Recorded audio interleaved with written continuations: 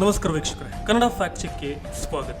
CM ಸಿದ್ದರಾಮಯ್ಯನವರು ಲಂಡನ್ನಲ್ಲಿ ನಿರ್ಮಾಣವಾದಂತಹ ಬಸವಣ್ಣನವರ ಪುತ್ಥಳಿಗೆ ಯಾವುದೇ ಅನುದಾನವನ್ನು ನೀಡಿಲ್ಲ.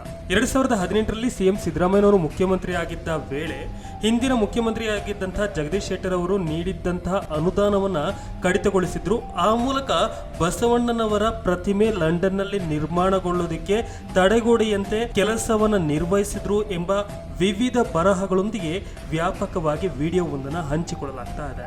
The government of Karnataka allotted financial grant to the Basaveshwara statue, and later on when he took as Chief Minister of Karnataka, he cut all the financial support to the Basaveshwara statue project. Statue project was at great risk. ಇನ್ನು ಇದೇ ವಿಡಿಯೋದಲ್ಲಿ ಹಲವು ಸುಳ್ಳು ಆರೋಪಗಳನ್ನು ಮಾಡಲಾಗಿದ್ದು, ಅದರಲ್ಲಿ ಪ್ರಧಾನಿ ನರೇಂದ್ರ ಮೋದಿ ಅವರು ಬಸವಣ್ಣನವರ ಪುತ್ಥಳಿಯ ಉದ್ಘಾಟನೆಯ ಸಂದರ್ಭದಲ್ಲಿ ಬಂದಿದ್ರು ಎಂಬ ಕಾರಣಕ್ಕಾಗಿ ಸಿಎಂ ಸಿದ್ದರಾಮಯ್ಯನವರು ಅಂದು ಬಸವಣ್ಣನವರ ಪ್ರತಿಮೆಯ ಉದ್ಘಾಟನೆಗೆ ಬರಲಿಲ್ಲ.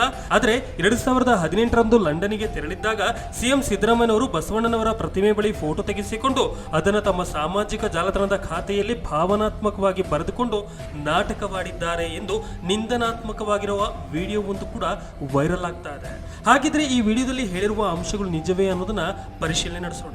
ಸದ್ಯಕ್ಕೆ ವೈರಲ್ ಆಗ್ತಿರುವಂತಹ ವಿಡಿಯೋ 6 ವರ್ಷದ ಹಿಂದಿನ ಘಟನೆಗೆ ಸಂಬಂಧಿಸಿದ್ದಾಗಿದೆ. ಈ ಆರೋಪಗಳನ್ನ ಡಾಕ್ಟರ್ ನೀರಜ್ ಪಾಟೀಲ್ ಎಂಬ ವ್ಯಕ್ತಿಯ ಹೇಳಿಕೆಯ ಆಧಾರದ ಮೇಲೆ ಮಾಡಲಾಗ್ತಾ ಇದೆ.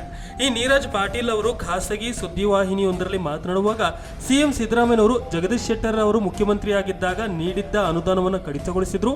ಪ್ರಧಾನಿ ನರೇಂದ್ರ ಮೋದಿ ಅವರು ಪ್ರತಿಮೆ ಉದ್ಘಾಟನೆಗೆ ಬರುತ್ತಿದ್ದಾರೆ ಎಂದಾಗ ಸಿಎಂ ಸಿದ್ದರಾಮಯ್ಯ ಆ ಕಾರ್ಯಕ್ರಮಕ್ಕೆ ಬರಲು ನಿರಾಕರಿಸಿದ್ರು ಅಂತ ಆರೋಪವನ್ನು ಮಾಡಿದ್ರು. ಆದರೆ ಇದೇ ವೇಳೆ ಈ ಹೇಳಿಕೆಗಳಿಗೆ ಸಿಎಂ ಸಿದ್ದರಾಮಯ್ಯನವರು ಕೂಡ ಪ್ರತಿಕ್ರಿಯೆಯನ್ನು ನೀಡಿದ್ದು, ನಾನು ಬಸವಣ್ಣನವರ ಪ್ರತಿಮೆಯ ಉದ್ಘಾಟನೆಗೆ ಯಾವುದೇ ರೀತಿಯ ಅನುದಾನವನ್ನು ನೀಡಿಲ್ಲ, ಜೊತೆಗೆ ಯಾವುದೇ ಅನುದಾನವನ್ನ ಕಡಿತವೂಗೊಳಿಸಿಲ್ಲ ಎಂಬುದನ್ನು ಸ್ಪಷ್ಟಪಡಿಸಿದ್ದಾರೆ.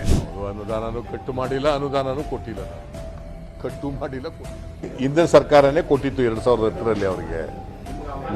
ನಾನು ಆಹ್ವಾನ ಏನು ಹೇಳಿದೆ ಅಂತಂದ್ರೆ, ನನಗೆ ಬರೋಕ್ಕಾಗೋದಿಲ್ಲಪ್ಪ ನೀವಂತ ನರೇಂದ್ರ ಮೋದಿ ಅವ್ರು ಬರ್ತಾರೆ ಅಂತಲ್ಲ, ನಾನು ಜನರಲ್ಲಾಗಿ ಏನು ಹೇಳಿದೆ ಅಂದರೆ, BJP ಅವರಿಗೆ ಬಸವಣ್ಣನ ಬಗ್ಗೆ ಏನು ಮಾತಾಡ್ತಾರೆ, ಅವರು ಹಿಂದುತ್ವವಾದಿಗಳು, ಬಸವಣ್ಣ ಕಾಸ್ಟ್ಲೆಸ್ ಸೊಸೈಟಿ ಅವರು ಮಾಡಿದ್ದು, ಅವ್ರಿಗೇನು ಸಂಬಂಧ BJP ಅವ್ರಿಗೆ ಅಂತ ಹೇಳಿದ್ದೆ. ವಾಟ್ ಇಸ್ ರಾಂಗ್ ಇದ್ದಾಗ 1 ಗಂಟೆಗೆಲ್ಲ ಫೋಟೋ ತೆಗಿಸ್ಕೊಂಡದಲ್ಲಿ 8:30ಗೆ ರಾತ್ರಿ. ಅಲ್ಲಿ ನಾನು ದಾರಿಲಿ ಹೋಗ್ತಾ ಇದ್ದೆ, ಬಸವೇಶ್ವರ ಮೂರ್ತಿ ನೋಡಿದೆ, ಅಲ್ಲಿ ಇಳಿದೆ, ಬಸವೇಶ್ವರ ಮೂರ್ತಿ ನೋಡ್ಕೊಂಡು ಫೋಟೋ ತೆಗಿಸ್ಕೊಂಡು ಬಂದೆ.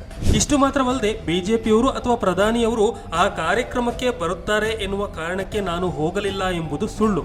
ಬದಲಾಗಿ ಆ ಸಂದರ್ಭದಲ್ಲಿ ಬೇರೆ ಕಾರ್ಯಕ್ರಮಗಳು ನಿಗದಿಯಾಗಿದ್ದ ಕಾರಣಕ್ಕಾಗಿ ಪ್ರತಿಮೆ ಉದ್ಘಾಟನೆಯ ಕಾರ್ಯಕ್ರಮಕ್ಕೆ ಹೋಗಲಿಕ್ಕೆ ಸಾಧ್ಯವಾಗಿಲ್ಲ ಎಂಬುದನ್ನು ಸ್ಪಷ್ಟಪಡಿಸಿದ್ದಾರೆ. ಇನ್ನು ಈ ಘಟನೆಯ ನಂತರ ಕಾಂಗ್ರೆಸ್ ಜೆಡಿಎಸ್ ಸರ್ಕಾರ ಮತ್ತು ಬಿಜೆಪಿ ಸರ್ಕಾರಗಳು ಕೂಡ ಆಡಳಿತ ನಡೆಸಿವೆ.